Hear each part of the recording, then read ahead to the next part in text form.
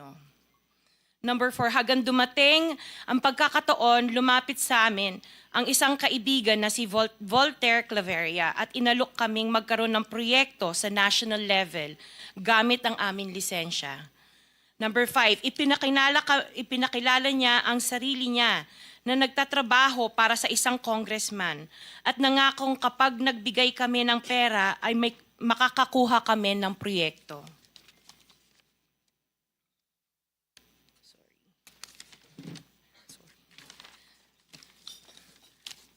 Number 6, dahil wala kaming alam sa kalakaran sa pambansang proyekto sa gobyerno, nagtiwala kami at ibinigay ang lahat ng ipon naming mag-asawa. Sa kasamaang palad, niloko lang niya kami. Naglaho siya, dala ang pera namin mag-asawa. Nagpunta kami sa DPWH para i-report ang nangyari, pero hindi nila ito pinansin. Kahit ganon, hindi kami sumuko.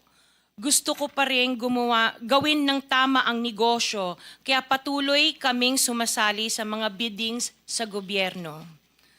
Sa kalaunan, ang kumpanya namin ay nanalo sa mga bidding sa mga proyekto sa national government sa pamamagitan ng patas na bidding.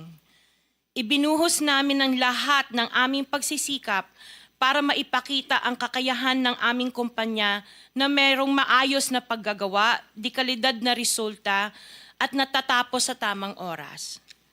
Nagkaroon ng konting tagumpay ang St. Gerard Construction, kaya minabuti namin mag-asawa na mag-expand at bumuo ng ibang kumpanya tulad ng Alpha and Omega General Contractor and Development Corporation. Interjection, Mr. Chair.